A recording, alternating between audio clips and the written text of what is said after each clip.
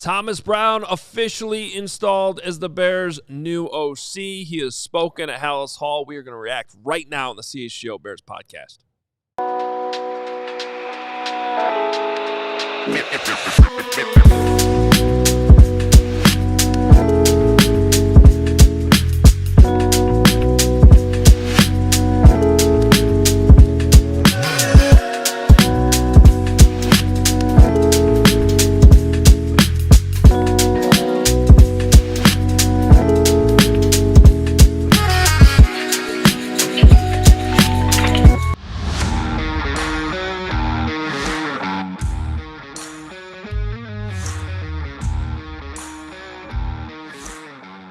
Brown in, Davis out. That is right. It is a new day inside Hallis Hall. The Bears are back. Yeah. Greg, my goal by the end of the show is to get you back on board with the 2024 Chicago Bears. Me? Yeah, you, Mr. Good Deep luck. Dark Depression for the last 72 hours. You know, I spent my morning on my lovely ride in on the Metro talking to myself against the window like I always do. But then I put on the 85, and Cole Kmet is fired up for this Packers game. Great chance to reset the season, if you will. And Cole Kmet's sister is dating Lucas Van Ness. How'd you not know that? It's been a thing for a long time. I just, for whatever reason, That's why you tuned into the 85, Carm. You learned some things. Yeah, exactly right. You know, I had slept on. Mr. Wikipedia expert did not know. I know my Wikipedia expert. I had forgotten about that. Carmapedia lets you down. Yeah, I know it's a bad job, but I was like, wow, this Cole's sister's got to decide what gear to wear. You go with the brother, you go with the boyfriend. I think you go boyfriend personally. Yeah, I think Cole had a good solution. Soldier Field, you wear the Bears gear. Lambeau, you go Packers. All right, let's jump into this, guys. We got a lot to react to from these press conferences. Steven, if I may, though, request a one shot here. I actually agree with Cole Kmet on something. In that I do not think the season's lost right now. I think it's probably lost, but I'm not all the way there. Yeah. Respect the one shot. All right, stay with me here, folks, for a second. Because I do think if I'm going to sit here and spend 48 hours telling you that they need leadership change on offense, if they make that change, then I do need to get on board. And here's why I agree with Cole. I do think they have the talent. I'm not going to sit here and spend 7, 8, 9 months talking about how much I love Caleb Williams, how much I think Roma Dunze is amazing, how much I think Keenan Allen can still help. I still think he can. I just think they need to tweak that role a little bit. We know DJ Moore's good. This version of DJ Moore we've seen so far this season is not the real DJ Moore. It's not who he's been throughout his career. He's not at any point close to the end of his career. He's still prime DJ Moore. Yes, the offensive line is a concern. We knew that from the start. But there's still a lot more juice to be squeezed out of this offense. There's no reason they should not be scoring touchdowns in back-to-back games against the Cardinals and the frickin' New England Patriots. So I am on board with the idea that Thomas Brown can make a difference pretty quickly here. I think the Bears are going to score some points this week against the Green Bay Packers. Will it be enough to win? I'm not going to pick them to win. I'm not going to go that far. But what I am going to say is over the course of 12 days, starting Sunday, they play every team in their division. And the season can still be at least salvaged to the point that the Bears can be relevant in December if they show up and can maybe pull out a win or two in this 3-game stretch. Go ahead, Gregory. Yeah, well, I'm respecting the one shot. We might be having some audio issues. I'm watching on YouTube, and it's coming through just clear. I'd say refresh everybody. I don't know, because it's pretty... Gary says to exit the stream and get back in. In the meantime, we're going to keep doing the We show are gonna because we keep have no control over it. the show. Listen to That's Gary. what you get for You just trying went to... full Carm, Greg. Well, you went full Carm I there. went full Carm because my mind was broken as you tried to feed me hope. And It really tasted. There's something symbolic about me trying to feed the world hope and the audio going out. That's exactly what I mean. I just got flused. That was symbolic. I just got flused. You got capped because Cap's audio went out on his and then call Cap too. lost. Yeah. So audio. I'm more on what things we could feed Greg other than hope. But why don't we just feed the hope for now and we'll think about that later. I don't buy it. I mean, for me, this team there was a reason why I thought there was a pathway to 10 wins this season, but that included them getting off to a hot start because we all understood just how tough of a path it would be from the Packers game on the rest of the year. And they needed to have that, insurance of having 6 to 7 wins right now, as they should have. 6 at the lowest, 5. That was already not enough. You're at 4. And it's a math issue for me. And then when you add in the fact that their offensive line is completely in disarray, it's dismantled through injury and lack of talent. I know they just brought in a center, Ricky Stromberg, which we'll talk about later on. Plus Braxton Jones and Darnell Wright practicing today. Hope either. Yeah. So, but to me, they didn't give themselves enough of a cushion. Now they enter the gauntlet stretch, 3 straight divisional games. They're not just behind the 8 ball.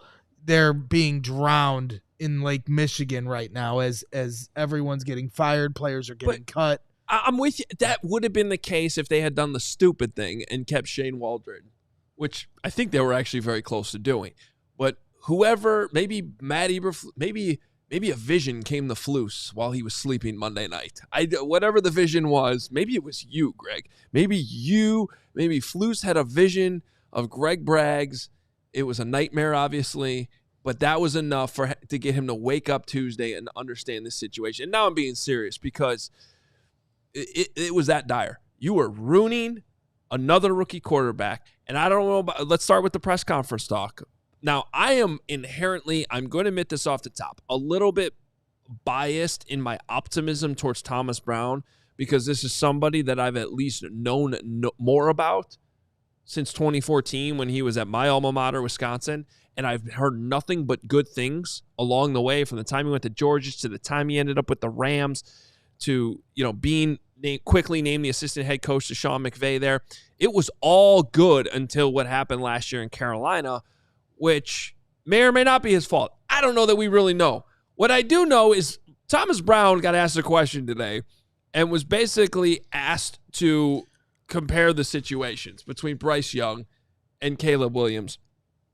And he told you directly that this is a much different situation. They are not comparable in terms of, quote, ability and mentality. Mm-hmm. So he did everything he possibly could to be politically correct, to not just blatantly blurt out that he believes Caleb Williams was way better than Bryce Young. But he just said it. Okay? So now it's a matter of what he can do. And I don't know about you. Carm, you're Mr. Analyze press conferences. I have a feeling, without us having this conversation yet, because we saved everything for the start of the show, that you came across way more impressed with Thomas Brown in his introductory press conference today than you ever did in any Shane Waldron press conference. So that's not even fair to Thomas Brown because I literally was so unbelievably amazed that I would rather listen to, with all due respect, a squirrel than Shane Waldron when he had his first conference, his second press conference. That was literally the scene of Talladega Nights right there. Where he's like, I said with all due respect. I could say whatever I want after all due respect. Well, you just said all due respect and then said you'd rather listen to a squirrel. It was that bad. And you also didn't respect the one shot. That's actually false. Carman. Go back and check the tape. I started talking before the one shot emerged. It was preview mode. Yeah. Listen, you need to learn preview mode. Unlike you two who are just absolutely dialed in on your one shots, I am, as a me guy, I don't respect the one shot because I love this team so much. So listen, it was incredibly refreshing to listen to Thomas Brown today. And it is incredibly refreshing hearing all the positive things that are being said about Thomas Brown from various players. Cole Kmet on the 85, Adam Hoge back at Wisconsin, TJ Edwards on the radio yesterday. There's a lot of people, Matt, I'll even throw the Flus in there, who thinks he's very optimistic that there could be a significant uptick here. So I think one of the reasons, not just the fact that Shane wasn't doing a great job, but I think the Bears lived in some level of reality that the quarterback needs to get a whole lot better. The offensive line needs to get a whole lot better. But also, we do have a guy sitting here who we think could make a difference. So let's cut the cord and swim in the deep end of the pool, if you will, by just making a change right now. And let's see what Thomas Brown can do. Got nothing to lose at this point also. Yeah. So I enjoyed listening today. I'm optimistic as to what can happen. We got Baldy coming up at the bottom of the hour, by the way. And when you watch the Baldy breakdown today, he underlines some of the nauseating things the Bears were doing. So maybe Thomas Brown won't do that, like having two receivers running right next to each other straight down the field with no separation whatsoever that made absolutely no sense. Well, and that's fine. I mean, obviously, I think the one thing I liked that he said is, I'm going to be myself, and that means I'm going to be direct. And if anybody heard my 7th rant of the week yesterday, it was that guys need to start saying things right to their face. You know, and if that's the kind of coach that he is, which it sounds like that's the kind of guy he is, that is exactly what they need. We'll see if it pays any dividends over these next few weeks. The thing that concerned me was when Caleb Williams at one point said that hasn't really talked to Thomas Brown. And it felt like he meant the whole season. I couldn't decide if he meant the last few games or the last few seasons or the whole season. If it's the whole season, I'm like, what? Like, I understand he's only the passing game coordinator, but to not really have very much communication with a guy that's in your room as the passing game coordinator, I just find that disconcerting. So let's talk about that real quick, because I do think that's important to lay out. What exactly has Thomas Brown's role been? Now, sometimes passing game coordinator means a lot. Sometimes it means a little. Sometimes it means you hand a guy a title because you maybe thought you should hire him as the OC, but hired a different guy, and then that guy was still available. So you're like, let's just bring him in and give him a title because he, has worked his way up in the NFL. This guy was an assistant head coach, speaking of titles. So you got to pay that guy a certain amount of money if you're going to bring him on board. I think the Bears are probably happy they did because it gave them a good option to turn to when the Shane Waldron thing didn't work. But from what I've gathered, from what Caleb Williams said in his presser, and from what, if you guys watched the 85 yesterday, Cole Kmet talked about this.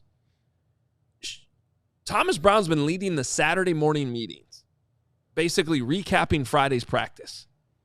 Yeah. I don't think he's been heavily involved in installs. I don't think he's been heavily involved. If he's probably been involved in the coaches' meetings in terms of game planning and offering his opinions there. But when it comes to leading meetings, actually speaking in meetings, I think it's very evident that Thomas Brown has been just in the meetings as somebody who's listening, but not necessarily speaking. So, other than Saturday mornings. So I think that's where Caleb's coming from. I wouldn't take it literally like they haven't talked, but it's very obvious that in the collaborative group that's been coaching Caleb every week, and essentially the offense, Thomas Brown has not had a major role.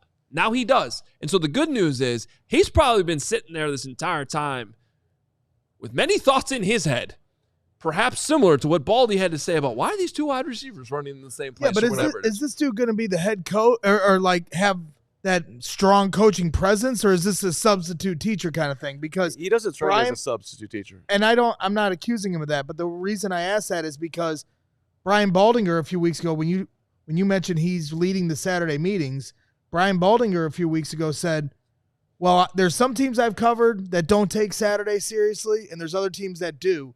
And the Bears are showing me that they don't take Saturday seriously because of all the mistakes, the penalties. They lead the league in false starts. So if he's leading these Saturday meetings that Baldy told me a few weeks ago on our show that those are important, I'm just saying, forgive me for being guarded about everything. I get everyone wants, whoever's the new guy, you're going to be optimistic about. Till he gives you a reason otherwise, you shouldn't just start piling on him. But he's been in this locker room for the last 6 months. So, it's hard for me to just be like, okay, we're saved. Braggs the skeptic today. I think we actually could get Greg. I loved the substitute teacher too, James. Why do you think what that was? Because I screwed around. Nate Davis got cut. I want to talk about that next, amongst a bunch of other things. Yeah, let's talk about things that don't matter. That's but, a good idea. It doesn't matter. Okay. Didn't matter. But first, shout out to our friends at Game Time. Game Time Picks is a new feature that makes getting tickets to see your favorite team play even easier. If you want to watch the Bears smoke the Packers this weekend and get your belief back and eat up some hope, do it with Game Time Picks, where they filter out the fluff to show you only incredible deals on great seats, so you don't have to waste time searching through thousands of tickets. There's the super deal, which is as good as it gets, the best possible ticket you could ever get for the value right here through Game Time Picks. Game Time Picks has all-in pricing, has the seat views, has the lowest price guarantee, has your Game Time ticket coverage. Your purchase is covered with the most flexible customer service policy in the ticketing industry. Take the guesswork out of buying tickets with Game Time Picks. Download the Game Time app, create an account, use the code CHGO for $20 off with your first purchase. Terms apply. Again, create that account, use that redeem code CHGO, $20 off. Download Game Time today. What time is it? Game time. Game Time sending me and Big Dave to the game on Sunday. So if you're going to Bears Packers, I will see you at Soldier Field. Shout out to Game Time. Might Carman be a good didn't know reason to that, sell 'cause- your tickets, by the way, on Game Time. Hey, another thing going on right now is I don't get to watch no, Bears we're Packers doing a again? read. We're doing a read. Messed up. We're doing a read. Do the read. It is Black Friday, and the Black Friday sales event is going on all month long at Ray Chrysler Dodge Jeep brand. That means you can score Black Friday savings on your next vehicle the entire month of November, but don't let these deals pass you up. Stop in today to browse their huge inventory of new vehicles, and right now, shop savings like 0% financing. I said 0% financing available on all new 2024 Jeep models, or you can shop over 125 vehicles priced under $20,000.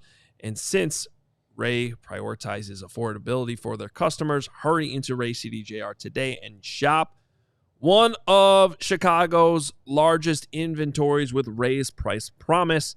And then you can drive home with more money in your pocket than you'd expect. So if you're in the market for a new vehicle, check out the team at Ray Chrysler Dodge Jeep Ram, because they are the only team we recommend. Visit them today on Route 12 in Fox Lake. For more information, visit Ray CDJR in Fox Lake or raycdjr.com, serving the community since 1963. Quick little news nugget here that has nothing to do with the Bears, but has to do with the NFC North and is notable.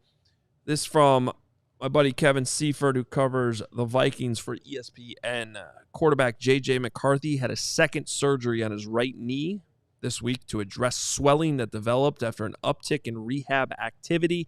As part of the procedure, he was given a biologic injection. No changes to the recovery timetable. Guys, if I know one thing, and I am not a doctor, when you have a knee surgery and you need a second knee surgery, unless it's your other knee like Greg, that's not good. That sounds Lonzo Ball-y. Honestly, that's not great at all. That's too bad. Sorry, I don't root for injuries because I'm a class act. I do root for people it's getting just news. Yeah, well, I do root for people getting cut who don't want to be on the team. And Hoge, the fact that you just said what you just said is one of the most offensive things you ever said on the show. The Bears finally moving on from Nate Davis is a good thing. Thank you. You do cancers. Said it didn't matter.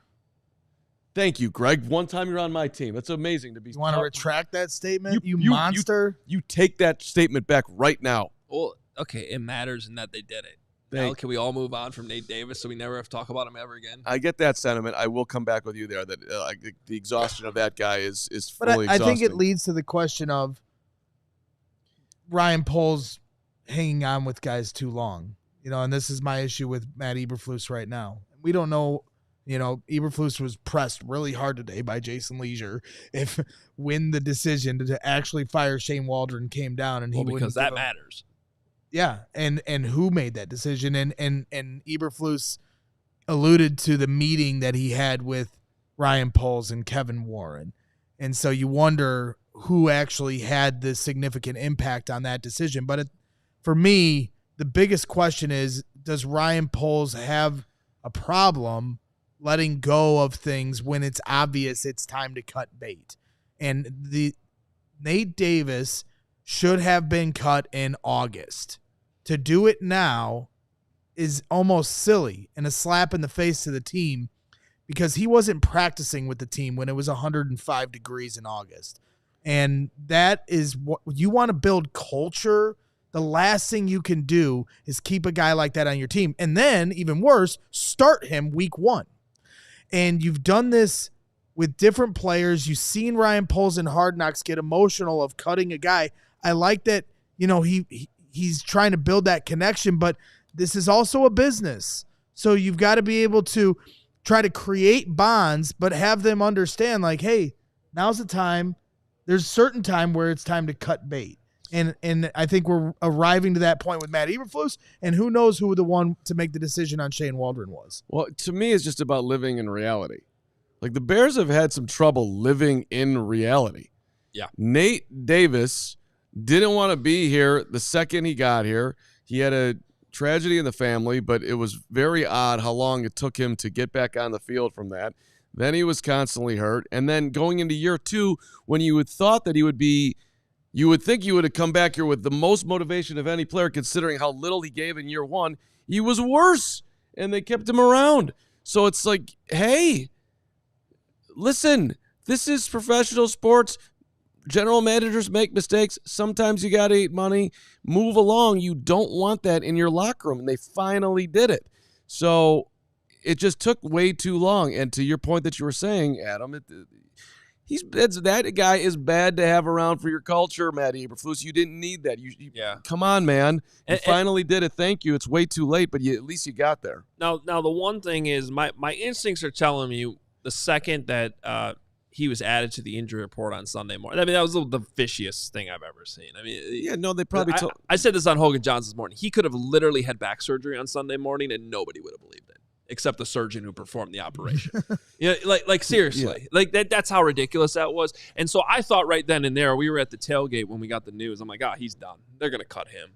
And so I wasn't surprised at all that this happened today. Now, that being said, what I am curious is if there was a world in which they were still on the fence somehow, maybe because of the injuries they're having, did Thomas Brown yesterday go, when they said, hey, what are the top 5 things we need to change this week?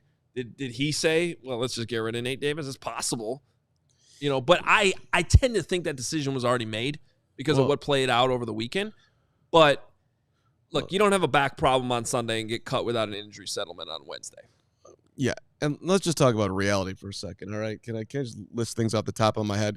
Jaquan Brisker has a huge hit, falls to the ground, looks like he's concussed, didn't live in reality, kept him playing on the field. He's going to miss his 6th straight week right here. That was bizarre and bad and terrible on a million levels, protecting a player.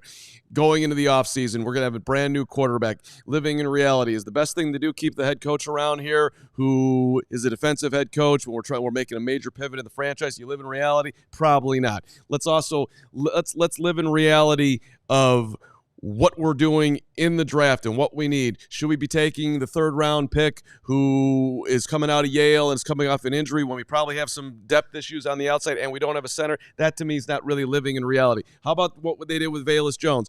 Are we going to keep the guy around, or are we going to take the 6th or 7th round pick that we could have gotten if we're going to cut him if he makes one more mistake because we're that tired of him? Well, you didn't live in the reality that he was probably going to have that mistake and you're probably going to cut him and that was going to be the end of it. There's just move forward.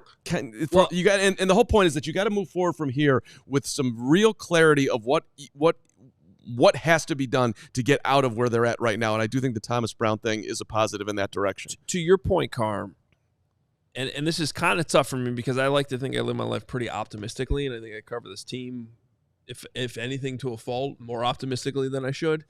But if I'm running my NFL team, if I'm the GM who's in charge of the roster, I actually think it's probably way healthier to always assume you're man down, right? Than to live in a world where in August you're like, we're set, we're ready to go. I love this team. I love everything about it. Nate Davis, he's gonna snap. He's gonna want to practice soon. Like I agree with you in that it should be, you should be looking at everything skeptically.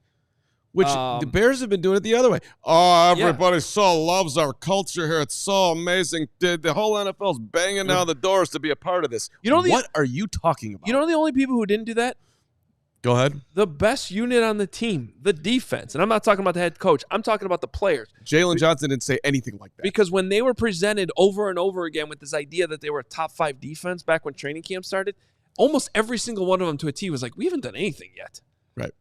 Like, I don't care. We got to go out there and do it. I'm tired of talking about it. We got to go out there and do it.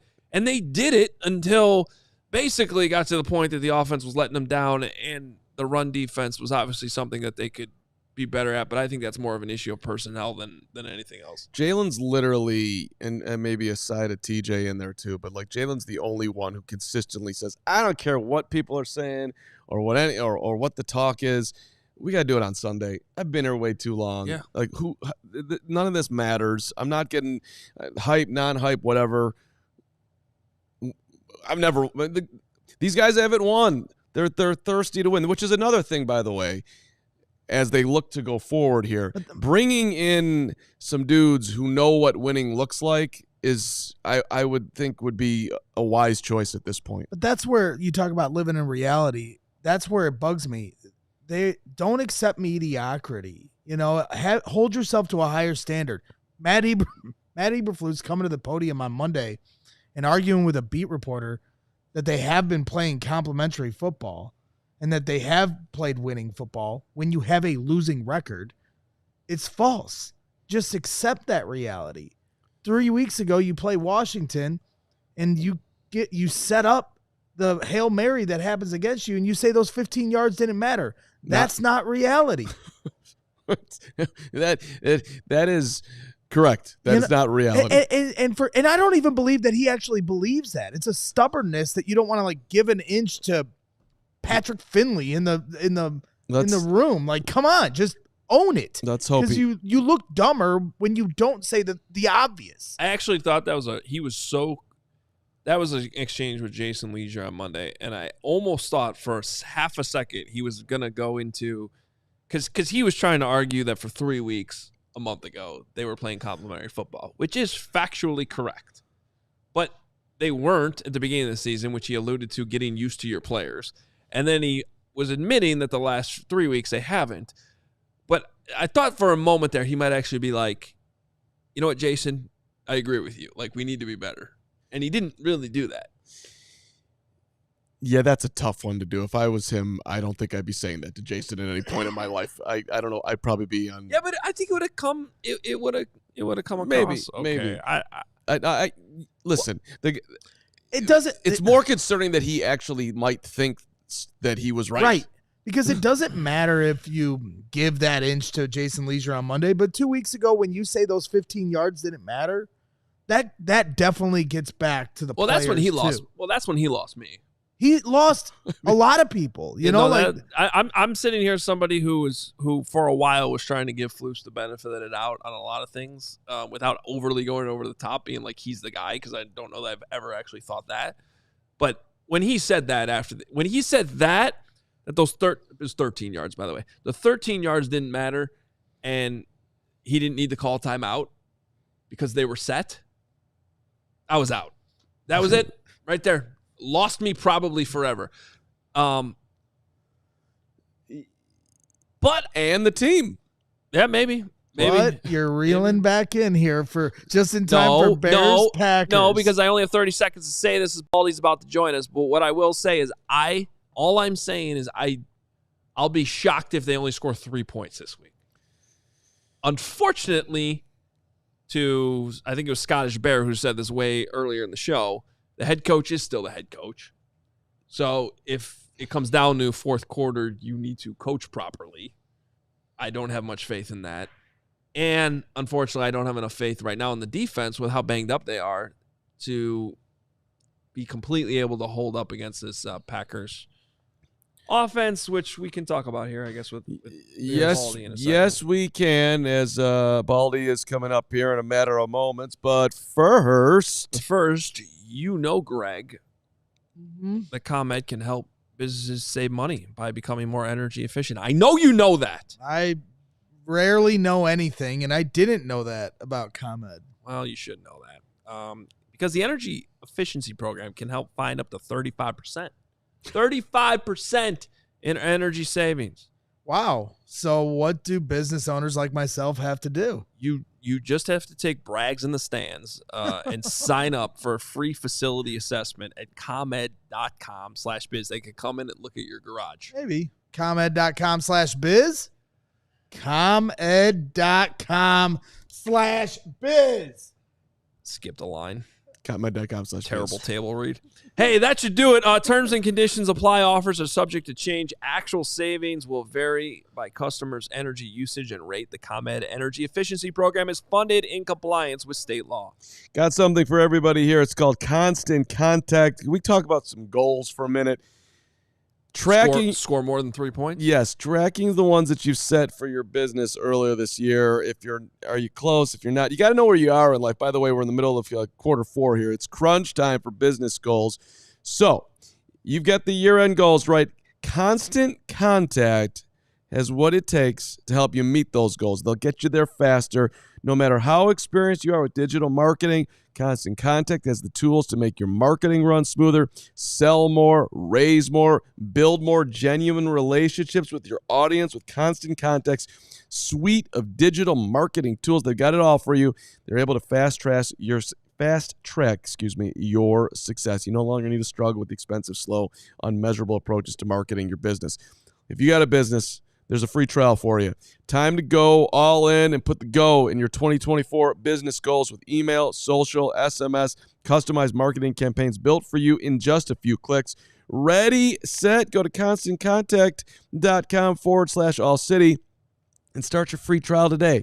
Go to ConstantContact.com/AllCity for your free trial.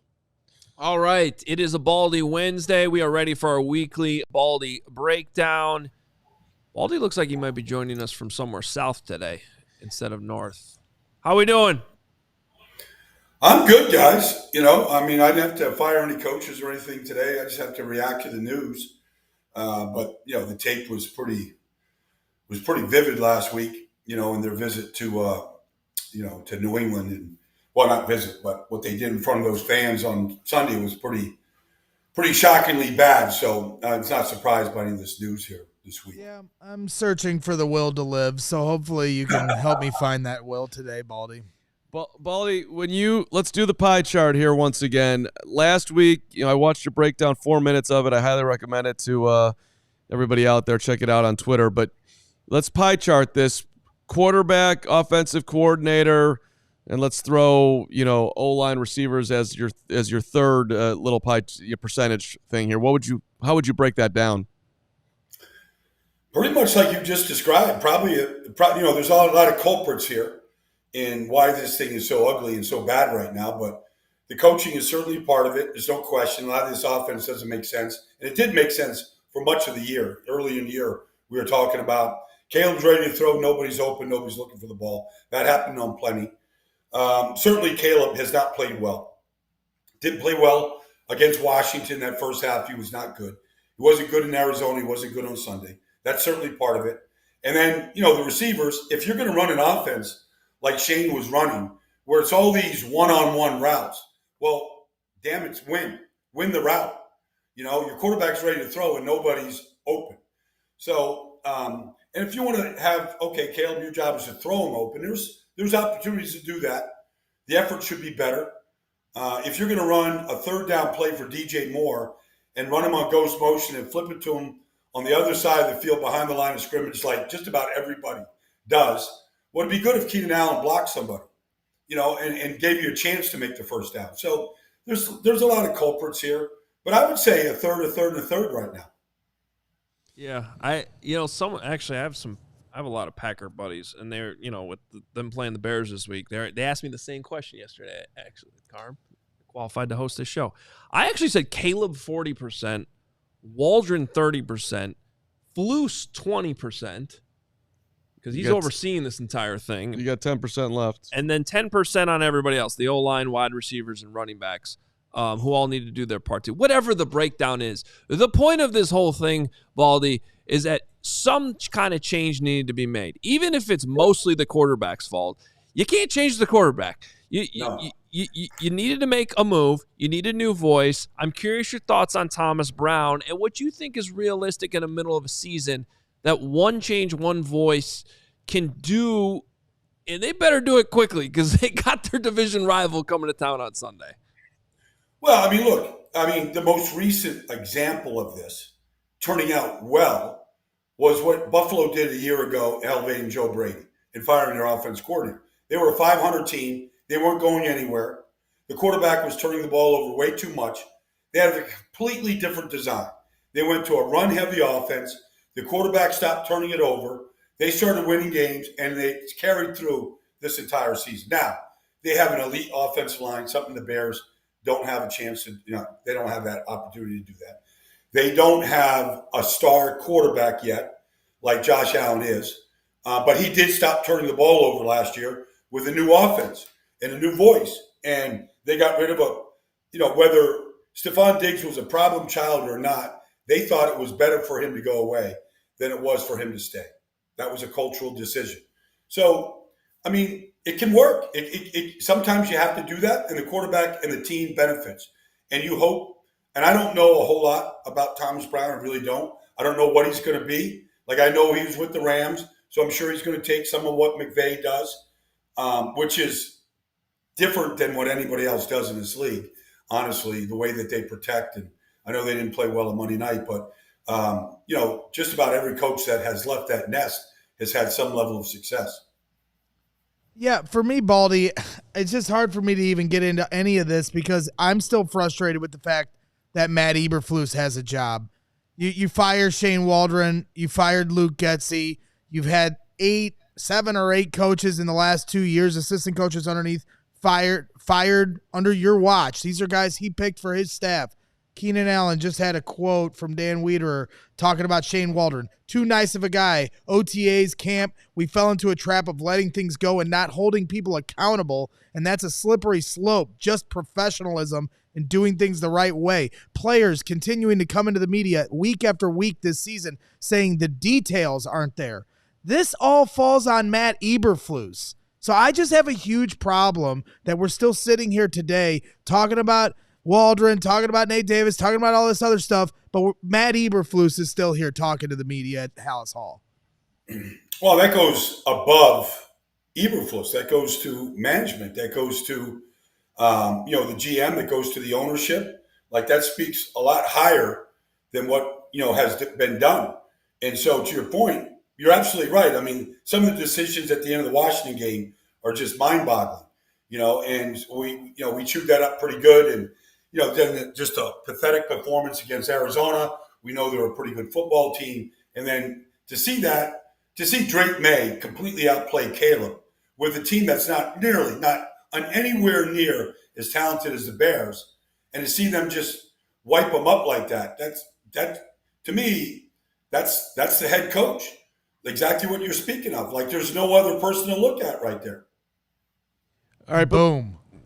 Right, and that's all. I hope you feel better. I'm glad you got it out there, and maybe your day will come this week or by the end of the season. I've been trying all week. Will you please tell Greg they're not going to fire Flus until January? Well, they made the coaching change that they made. They could have done what New Orleans did and just fire the head coach, and the special teams coach gets elevated. They win a football game. Stop a 7-game losing streak. You either fire the head coach or a coordinator, but you rarely fire both at different times. So I don't think they're going to fire Matt unless they just completely fall apart here in these 3 division games that are coming up, and the players are all at the podium saying similar things that Keenan just said. So let's talk about the quarterback a little bit more here, because ultimately that's all that matters here. And Caleb's been sacked 38 times, Baldy, which we're 9 games in. I'm taking a little bit of a liberty here. But if you doubled that half the season through 76, that ties him with David Carr, 2002, number 1 overall pick, never turned out to be the way that he was supposed to be because he got smoked too much his first year, and it obviously impacted him. So do you think the Bears run the risk, and this conversation's moving around, ruining Caleb because the protection is this bad and he's starting to look more and more skittish each week, and maybe you have to get him out of there while you figure out what this looks like? Flus talked today about he needs the reps he needs to play. I would agree with that, but I also don't want to see him get killed at the same time. Well, honestly, I don't think the offensive line played bad last week. I mean, the first play of the game is a sack. It's max protection. Like, they've got 8 guys protecting. He's standing there on the C. Like, it's the cradle of love. You can't get a bigger, wider pocket. And he's got 2 receivers going down the field. And I don't know, like, you can only hold the ball so long. Eventually, somebody in New England is going to get to the court, and he takes a sack. Like, the play is designed to take a shot down the field, and he didn't take the shot. That's not the offensive line. It's the quarterback or the receivers. He doesn't see them getting open. So, Roma Dunze on 3rd and 10 runs an 8-yard route and drops the ball. Like, is that the quarterback? Like, catch the ball or at least run the route to get the first down. There's so many broken things in the whole offense. But to your point, look, the Giant quarterbacks last year got sacked 85 times, all 3 of them. But yes, you do run that risk if he's just, and maybe some of that is taking place, and maybe that's why he's just a little frozen, a little lost right now, not playing well, like he just doesn't trust it. That happens. I don't know. I can't speak for Caleb right now. But, yes, I do think that you can ruin a quarterback if you just get him. But, Troy Aikman was 1-15 his rookie year. I saw the Eagles sack him 12 times on Thanksgiving. Troy's in the Hall of Fame. So if he's the right guy, if he's wired the right way, then I don't think that can happen. Just a quick follow-up on that. Like, the play that you're talking about, go watch Baldy's breakdown in the cradle there. He could have thrown it to, I think it was DJ, and maybe it works out, maybe it's picked. To me, it's like almost looks like they coached the aggressiveness out of him. Like, just throw. I don't care if it's picked off. Let's see if you can put it there. It feels to me like they've kind of made him so worried about turning the ball over that he's holding on to it. Well, look, I mean, he's frozen. I mean, we saw the same thing from Justin Fields last year when he literally couldn't pull the trigger on a pass. We went through it last year. But, on that play, like, I don't have any problem with the call. Play action, max protection, take a shot. But take the shot. At least tell the Patriots that we're going to, get your safeties backing up. Get them thinking we're going deep today. Like, no defensive back wants to get beat on the second play of the game. But you can't hold it and take the sack right there. So, I mean, I'm sure they have a walkthrough, and maybe with Keenan Allen saying these things they don't, but most teams walk through the script on Saturday morning, and this is what if this is what they do, if the safety is in the middle of the field, go to DJ. If they do blah, blah, blah. Like, if they're in this cover 2, then check it down to the back coming out of the backfield, whatever. But the worst thing you can do is just sit there and take a sack in that situation. So I don't know what his coach should do, but he looks a little frozen right now. Which, again, is why I think you have to just reset the message, reset the messenger. Like, whatever it is, it wasn't working. We talk about the Packers a little bit. Everybody okay with that? They do play. Yes. They do play Green Bay this week. I'm sorry to tell you, Greg. Not interested. It's Packers week. Any chance? Do you see any path? Well, because I would have told you if they didn't make this change that they were about to be demolished again. The way you watched the film, I mean, everybody saw what it was against the Patriots. Is there any chance that with what they still have on defense, a spark on offense, that they can beat a team like the Packers this week? Well, they've had 2 weeks to get ready, to get healthy, to get Jordan Love back, because he hasn't played great. He's thrown 10 interceptions this year. He's been in and out of the lineup, with some injuries, week 1 and then a second one, and Malik Willis has played well. They look like a really well-coached football team, though. Like, they know what the offense is. They got a variety of ways to beat you. Tucker Kraft, Josh Jacobs, all the rest. Jaden Reed looks like the go-to guy, but Romeo Dobbs. They've got a ton of different weapons. The coordinator change that they made on defense was the right change. I mean, I think they still lead the league in takeaways. They got a ton of interceptions. right now. The safeties are all playing really good. Look, but they're not great up front. Rashawn Gary doesn't look like a monster. They traded away Preston Smith. Like, I think they got a chance to kind of hold up right there and to go toe-to-toe with them. They don't look like a dominant football team to me. So I think a lot of teams have gone up there. I thought, Houston had a chance to beat them. I thought Jacksonville had a chance to beat them. So they look beatable to me. But you're going to have to, obviously what they've done the last 3 weeks isn't going to be good enough to beat the Packers. No, before we get you out of here, Baldy, before I forget, I just want to tell you the Baldy breakdown in the pool is my favorite thing on the internet. We need more of that. It was fantastic. Yeah. Thank you very much for doing it. Yeah, appreciate that, guys. You got to check his pool video out, Hoge. It's the guy. Are they better than Braggs' hot tub? Yes, they are. Those were good though. You should get back to doing that. I had some pool videos too in my day. Yeah, for sure. Yeah. Usually in the dark at like 4 a.m. Yeah, 4 a.m. pool videos before I go to training camp. Baldy knows the vibe. Yeah, I know. I was there for some of those nights. Thank God, like, social media wasn't around back then. Baldy, where are you headed this weekend? Oh, I'm going to see the best game of the week. I'm going to Pittsburgh.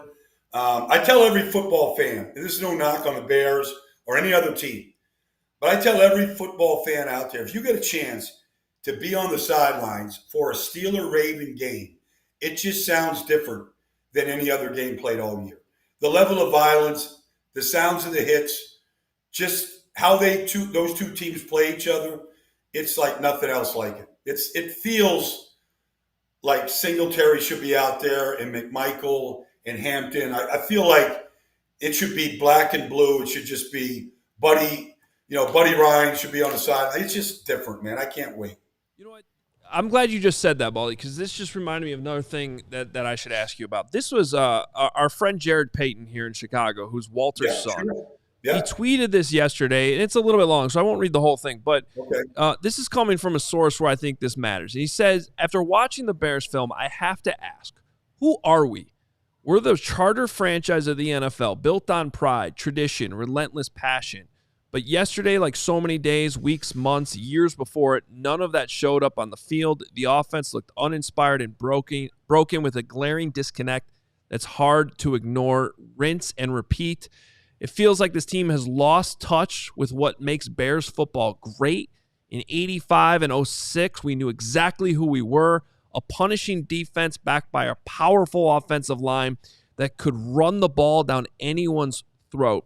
It's not complicated. What you just said about the Steelers and Ravens games, like, just made me think about, like, what Bears-Packers used to be, right? Yeah. Like, NFC North football, where it sounds different. Like you just said, it looks different. You know what it is. I'm just curious what your reaction is to what I just read to you from Jared Payton. Well, first of all, I what Jared said, I felt when I was studying the game. Exactly what Jared said. I said, this looks broken. Why isn't DJ Moore diving for a ball on 3rd and 3? It looks like it's right in front of him. What would make a receiver not dive for that ball?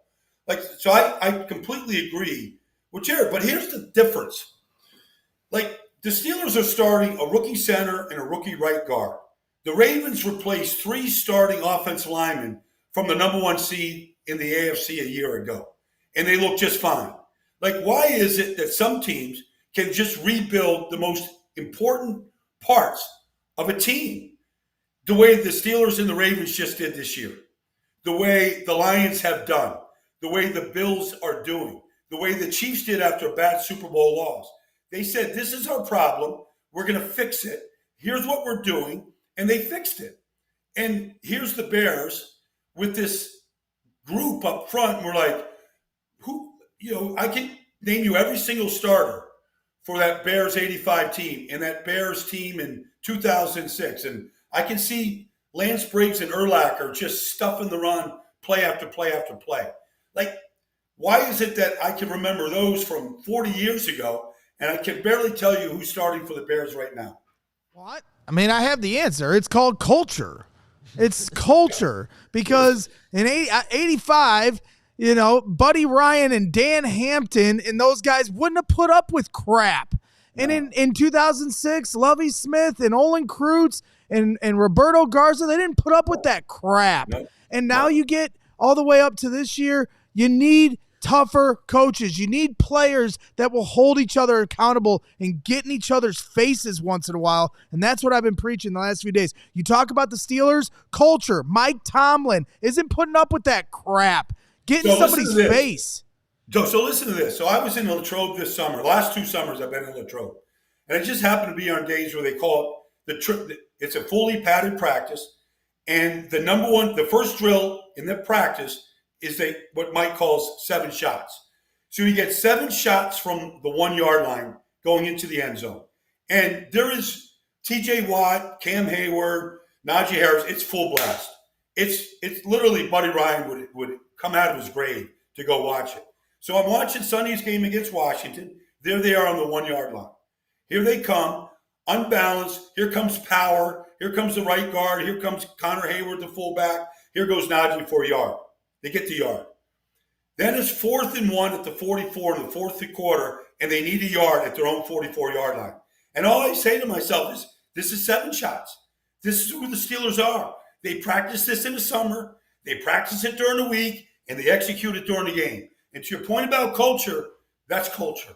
And that's why they're able to execute those 2 important plays. Out of all the plays in the game, touchdown throw to Mike Williams to win the game, whatever, they made 2 important plays that were exactly what they do in Latrobe in the summer. Yep. And you saw that video of them, Russell Wilson, getting them to jump off sides, and the entire team, the way they respond, everybody at the line of scrimmage, like celebrating because they caught the Commanders off sides. It was that I was envious of that kind of camaraderie and culture they had there. How important is it to you, Baldy, to have guys on your team that came from winning programs? Because if you look at a guy like DJ, who I'm not trying to, say anything negative about right now, but he went to Maryland, played for Carolina, and now he's here. Like he hasn't experienced the high level of winning that ultimately you want to get to. I'm wondering how much, and you can point around the Bears locker room and see it's hard to find a guy who can be like a true has won leader type of dude. Well, I think it's really important. I mean, look, Russell Wilson looks like Russell Wilson in 2019 right now. The leadership, the playmaking ability. They got some young kids, that still figuring out on the roster. But, Cam Hayward holds you, and TJ Watt and Minkah Fitzpatrick, like those guys, they just let you know. If you're a knucklehead, you're going to, they already shipped a couple of wide receivers out of there that are knuckleheads. I don't need to name their names, but there's a reason why those guys are gone. You can get this weekend, I'll tell you right now, the captains for Tomlin are going to be Patrick Queen and Deshaun Elliott. They were drafted by the Ravens. Elliott leads the team in tackles. Patrick Queen had his best game last week. They're both looking at their former team, the Ravens. They're going to be out there calling the coin toss on Sunday. Yeah. Well, I think there's been a lot of truth that's been said here in the last 5 minutes. I'm glad it came up because that's the Bears once were that type of team, and they just clearly aren't right now. Baldy. Look, Iron Mike Ditka. I mean, there was only one Mike. Him and Buddy, they clashed, but they probably should have won more Super Bowls than they won with the talent that they had. But the one that they won is there's still a good reason to keep celebrating that team. But you know what? This is where this becomes a much bigger discussion because there are some inside that building right now who don't believe that George McCaskey would ever hire another coach like that, like a true alpha, like a Dan Campbell, Bill Belichick. Mike Tomlin, maybe Bill Belichick if you want to throw him in that type of. I think Bill's a little bit there, but basically the same. Like, and until they're willing to change that, I don't know if it'll ever go back to that, Baldy. Well, I mean, the Detroit Lions they were still celebrating the last championship team in the 50s with Joe Schmidt up until a couple of years ago. They went through a million coaches to get to Dan Campbell. But the right guy, and that team, you can throw 5 interceptions in a game on the road against a good team and win games. Like, there's not one guy that doesn't believe in what they're doing as an organization right now.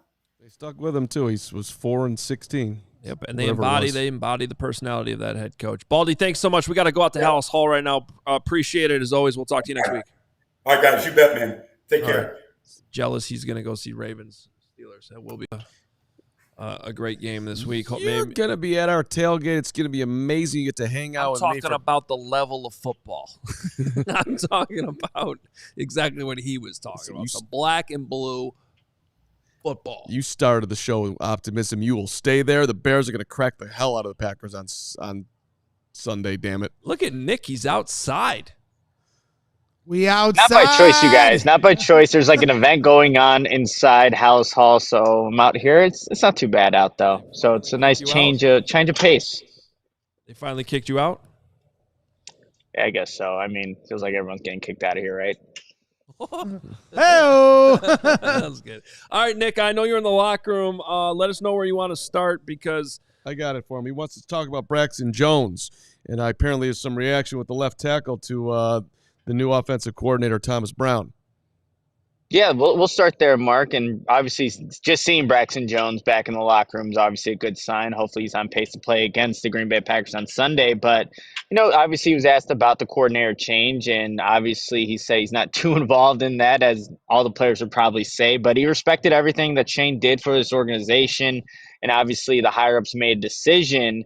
But they're going full force with this decision and saying that Thomas Brown is the OC and just excited to fix the things that have been pretty much broken with this Bears offense. And again, he said no hate to Shane Waldron, but there is an excitement for what Thomas Brown can bring. And so I asked Braxton Jones, like, what does Thomas Brown bring as a play caller? I think the buzzword around Thomas Brown is creativity. Matt Eberflus mentioned that in his opening press conference. Several players talked about it, but just from what he's hearing and from that walkthrough practice that they had and the meeting that they had with Thomas Brown, they just felt like Braxton Jones felt really good. The game plan that he already has in place. And he said there's some juice that he brings. And I don't know if you guys hearing the press conference, but being there live, Thomas Brown just had an answer for everything. Like, he was ready for it. He didn't have to really think about what he had, whatever the question was. He seemed very articulated with what he was going to say and just had a direct response to things. So I really appreciated that. And it was kind of a breath of fresh air from, how Shane Waldron would sometimes answer some of those questions.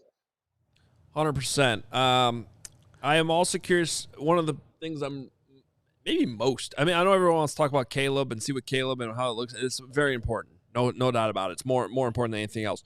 But I am very curious to see what the run game looks like. If that's schemed up differently, if they get on the same page a little bit more about what they're doing, if that can help the offensive line. I know DeAndre Swift talked today. What was his perspective specifically on how Thomas Brown might affect the running game? Yeah, I think for DeAndre Swift, he was almost like he's just excited for another opportunity. A lot like Braxton Jones, but he said when things like this happen, where you go through this change, you really have to find ways to stick together as a locker room because, obviously Shane was here since the beginning, but he said that the main thing is still the main thing, and that's getting every single day another opportunity. So that opportunity now is against the Green Bay Packers, and I know that the Bears rushing attack didn't do what they wanted to do against the New England Patriots, but there were some plays from DeAndre Swift and that offensive line that, showed some positive progress. But if Thomas Brown can get at least that going, that's going to help Caleb Williams so much in what he can do with the rest of his rookie season. But DeAndre Swift is a playmaker, so they got to be able to find ways to continue to get him involved, whereas between the tackles, outside, he can make players miss in one-on-one opportunities. So I think DeAndre Swift's just looking like this is another opportunity, and it's no bigger than having the Green Bay Packers show up to Soldier Field. Hit the like button for Nicholas Moriano out at Hollis Hall. You next person who hits it, you'll put us over 200 likes. Thank you. Yeah, Nick, it sounds like Cole Kmet dismissed the reporting of veterans asking for Tyson Bagent to start. I was just curious your thoughts on that and anything else that Cole had to say. Yeah, and obviously he was asked about the reaction to the news, but of course you can go watch, the 85 and find that out for yourself. So what I'll tell you, something that I think was interesting from Cole, he did say that, Thomas Brown did have a good start today. And again, with those meetings that I referenced that Braxton Jones was talking about in the walkthroughs, guys are excited, according to Cole Kmet, and they're excited because he brings that spark. He said the same exact thing too. And, Cole Kmet was asked, did you guys need that? A change at the offensive coordinator. And he said, it's hard to say no. We needed something, he said, and I think Thomas is ready to give that's something to this Bears offense. So he's excited for the week ahead. And then Cole Kmet was asked, like, how much can really change in, a couple of days and for this Green Bay Packers game. And he said he thinks that a lot can change. They have the playbook obviously installed, the verbiage installed, but he brought up that word, creativity standpoint. He can bring new thoughts, new ideas for what the Bears can do philosophically and maybe just different things as well. And what I thought was another key thing that Cole was talking about, he said that back in London, obviously they had good rhythm. It seems like such a different time for the Bears, but he also referenced the no huddle that they were doing. But Cole Kmet also said teams catch up in this league quickly, and he thinks that with Thomas, they can take that next step forward with what they're doing offensively. And I just go back to the conversation I had with Jalen Hawkins, the Patriots safety, after the game on Sunday. When they were looking up tendencies for this Bears offense, they identified that no huddle as something that they keyed in on. So you got to be able to do more than that. And we all know that the Bears are still looking for an offensive identity. So if Thomas Brown can help find something that the Bears can do outside of running no huddle, I think that's already a step in the right direction for this Bears offense and all the playmakers that they have with them right now. Reminder as we wrap up the first hour here to become a diehard, ALLCHGO.com. We got so much good stuff coming for you and some great new T-shirts. Get a free T-shirt when you sign it up, discount on all our events, merchandise, whatnot. Back to you, Adam Hoge. Yeah, I think on what Nick was just saying is one of the things that I think Thomas Brown can help with immediately. We had Nate Tice on Hogan Johns this morning, and his mind as a former quarterback who understands everything he's watching on film is unmatched, I think, in the media right now. And Nick, he pointed out just like how, man, he had some crazy next gen stats that I encourage people to go listen to. But basically, he took all of the Sean McVay coaches that are in charge of offenses right now. You could actually look this up on next gen stats, and that's the width of formations. And basically, all the Sean McVay teams have the most condensed formations. And the outlier was Shane Waldron, who's also a McVay guy. And the Bears are 8th in having the widest formations. So whereas all the other coaches that are from the McVay tree were like 25th and all the way down to 32nd, so meaning they have the most condensed formations. And what does that mean? Well, that means when you condense the formations and you have your receivers bunched up closer together and things like that, you're disguising things better than when they're outside and things are more static. You're more on an island with those guys, and you're more predictable. Okay, you can't disguise things as much. And I just wonder, Thomas Brown being one of these McVay guys too, literally McVay's assistant head coach a couple years ago, is that something that quickly they can adjust to? I know it's in the playbook already. This is a McVay tree. It's got to be in there enough with the verbiage and everything that, Nick, they can make that change by Sunday, at least enough in this game to get some better results.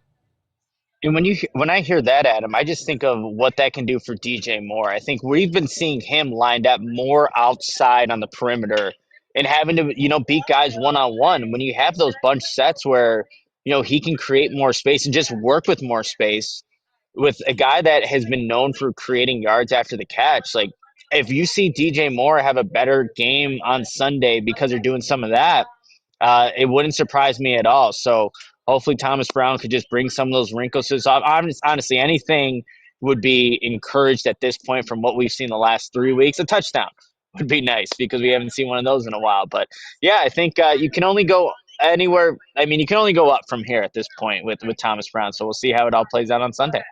We know you got a lot of work to do there at House. We'll be reading all of it, allchgo.com. You and Pat Norton doing a great job up there today covering these press conferences in the locker room. Anything else we need to hit on before we let you go? No, I would just say that, I mean, it sounds like there is excitement. Take that for what you will with Thomas Brown now being the play caller. And, we've heard this all throughout like previous weeks where it sounds good throughout the week, but how does it play out on Sunday? We have to wait and see that. But there is a little bit of excitement here at House Hall for what Thomas Brown can bring for this offense. Hit the like button on the way out for Nicholas Boreano. His fine efforts at Hallis Hall. He's now going to go talk to Caleb Williams one-on-one somewhere and not tell anybody about it, but he's building a relationship. Probably not. But I'll see you guys later. Well, And we can definitely guarantee that optimism at Hallis Hall right now is not being shared by that guy over there. Wow. We're working on a Blue Chew product for Greg Braggs that Blue Chew, quite frankly, hasn't even discovered yet because that's how bad he needs it. He needs the best Blue Chew that Blue Chew can ever come up with, and we'll have it for you by the end of the week, Gregory, because you're going to the game with Big Dave on Sunday, and you're going to have to impact that stadium, impact what's going on in the field. I was going to say, I was not going to take a Blue Chew before I go to the Bears game with Big Dave. Well, I don't see why not. I think it's a great idea. You should walk around Soldier Field with a big, right after a solid Blue Chew invested in Blue Chew, and just walk around, put a sign on that thing, and turn this thing around. Somebody's got to do something. Not sure that would get through security. Wow, that got weird. I was just going to say, Greg's been waiting for 3 seasons here at CHGO to, be asked to go to a game at Soldier Field. He finally is. And I think Big Dave's going to have to drag him there. We could have stopped at the London game for sure. That was nice. That was the highlight. It was a lot of fun. It's the perfect day. It was. Could not have been more different in Arizona. I know. It hailed literally on the Bears. Yes. The only thing that we haven't really brought up on this show, and Adam, I'd be curious to get your perspective because I could care less what Mark thinks about this topic, is Thomas Brown said that he's going to call plays from the booth, and it seems like a lot of fans are happy with that. And the difference between your perspective on calling plays from the field and calling plays versus the booth with your expertise in coaching. Well, I've never had to call offensive plays in general, but to your point, there are it's just your vantage point from the booth, although Soldier Field's a little different. It's one of the lowest coaching boxes that you can have in the league. So it is a little bit different there. That's a real thing, even when away teams come to Soldier Field. But your perspective is you could just see the whole field better. There are certain looks, I'll just give you even from a special teams example. There might be certain fakes or something like that you will only want to run against a certain look. And it is almost impossible in some situations, especially, I would say, extra points when they're way down, at the goal line, to be able to see the far side of the defensive formation and know if you're getting the look that you can get. And that's why at the NFL level, at the college level, even at the high school level, you put coaches up in the box and they talk to you over your headsets because they can see what you can't. I think it's a little overstated about what it means from a play calling standpoint because it depends on your structure and the level of trust you have. And I think that this might be something that Matt Eberflus was alluding to when it came to communication and how that can be better. Because if you're the coach calling plays on the sideline and there's not the greatest communication going on or level of trust with whoever's upstairs that's supposed to be relaying that information to you. This is my concern. You're better off being the guy upstairs who's seeing it with your own eyes. But what you're losing, and what I'm this is my own personal, I like being on the sideline with my players. I like being able to look in their eyes. I like to be able to get their immediate feedback and not have to play a game of telephone. Literally a telephone with the quarterback getting on the headset. It used to actually literally be That's my telephone. concern is this is about the details. Yeah. They have 19 false starts. They're talking about, and so you come to the sidelines, who's going to be this one that's actually – because he said, Thomas Brown, I like to be direct. Well, how are you supposed to be direct when it's on the phone? I'm guessing Thomas Brown has been upstairs. I don't know this for sure. I'm raising my hand. This is something I could get answered maybe tomorrow at Hallis Hall. I'm guessing he's been upstairs all season in his role as the passing game coordinator. I think the best situation you could have is to be on the sideline calling plays where you're around your players and have a great, trustworthy support system up in the booth with good communication going on in the headset. What I suspect has been happening this season is that there's way too many people on the headset offering opinions. They're in disagreement. There's not a lot of lines of communication. Timeouts when they need to. We're not good. And there's way too much influence going on. And it was probably not helping Shane Waldron do his job. I think it's great that he's as far away from Matty Eberflus as he is. Let him do his own thing in the booth as an expert somebody who sat up in the booth and did public address announcing for the Northern Illinois University Husky football team. It was a lot easier to do it upstairs and see what's going on versus being downstairs, a.k.a. courtside on the field, when Rena Widboom was playing volleyball. It was harder to get the vantage point of who had the spike and who had the set up close versus the up top. So I am an expert in this, Greg, and you will apologize to me. And by the way, if you want to have a direct conversation, you can call me after the show, and I will talk to you directly on the phone, just like Thomas Brown can talk directly to Caleb Williams on Sunday. Now we can get to our super chats. And that is why Greg said he was not interested in your opinion on this subject It's matter. too bad. I'm interested in it. My opinion matters. Zero Demon, $20. Pressure is a privilege. I loved that one too, Zero. Thomas Brown sounding more like a head coach in 5 minutes that Flus has in 2.5 years. I loved his pressure as a privilege. I tweeted that one. I feel like Flus has said that. But no one was listening. We listened today. Scott Schneider, $10. Thank you guys for all you do. What are you hearing about players approaching Flus and asking to sit Caleb? Is there any truth to this? Ho, take that one. I have not had that confirmed to me at all. It's Mark Carman. I'll repeat what I said yesterday, and that is the most natural step in the progression of how to ruin a Bears franchise quarterback. That's chapter 7. And I have never been in a locker room that has felt unanimous about anything. So do I suspect that there are some players in that locker room who feel like they could have a better chance to beat the Packers with Tyson Bagent? I'm sure they do. I don't care. This is not about beating the Packers. There's two things that developing Caleb. There's two things that Mark Carman is doing relentlessly in the background, and that's trying to get a stadium built on the lakefront and trying to get Tyson Bagent to become a superstar in the NFL. Caleb's going to start. Caleb's not going anywhere.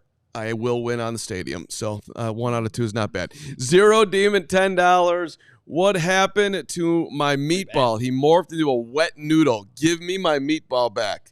You soft, falling apart after 3 games. Step it up. I'm not falling apart. The team is. You're falling apart. You're falling apart. You are falling apart. I am falling apart. I'm in a dark place right now. Mr. Myrtle, my guy, London. Was awesome to connect with you, Mr. Myrtle. Kevin Powell, also my guy from WGN, reporting Cole Kmet stated no veteran players asked for Tyson Bagent to start. Sorry, Carm. Listen, hey, for the record, Mr. Myrtle, I don't want Tyson Bagent to start. I want Caleb to play well. I am interested to see what happens when Tyson Bagent starts in a couple of weeks. Is he starting on Thanksgiving? Yeah, we'll see when it happens. Oh, man, could you imagine? Bagent gets to start on Thanksgiving. He wins. He gets to be the guy that eats that big turkey leg against the Lions, the shit-eating grin that Carm will have. I won't do that show that day. I will take Thanksgiving off. Unknown Arc 41, $2. Thank you. Nate Davis gone. Good riddance to bad rubbish. All right. Great usage of rubbish. That is a good usage of rubbish. Quentin Helms, $9.99. With Flus' constant expression for more creativity in the offense makes me doubt all those takes of him. The reason for a bland offense. Also, DJ's comment of lack of adjustments or doing it too late. Let's hope we see some creativity on Sunday, Quentin. Swanky 32, $4.99. 2021, worst part of the team offensive line. 2024, worst part of the team offensive line. Why is this? Please help me out here. We all know the direct line on that one. Ryan Poles has some work ahead of him. Chubbs 82 is going to be at the tailgate, the Chubba-Lubba. I think we have come to the reality that we had way too high of expectations for Caleb. That is not very good most of the time. He's looked like a rookie. Thank you, Chubba. And blaming $2 and blaming the proven veteran wide receivers ain't it, Chubbs. Blackhawks coming up in 15 minutes and 45 seconds. I feel validated, though, that Baldy brought up DJ Moore not diving for that ball. That was a good validation for you. Because I was upset about that in the moment. It was a bad pass. At least dive for it. Show that you want to try to catch it. Yeah. Stop with whatever negativity you are allowing to flow through you. Get yourself in a proper space to go out and give everything you can to winning a football game on Sunday. That is the goal. We will see you tomorrow. Hoge's going to be at House Hall tomorrow. Braggs and I and Nicholas Moriano, offensive assistants, are talking. We might have a special guest in studio, Ricky Strombuski. Let's get him healthy. Maybe the Bears have found a center they just picked up. The Stromberg, same thing. All right, Hoge, why don't you say goodbye to everybody? Bye. Blackhawks coming up next. We all silly like the mayor.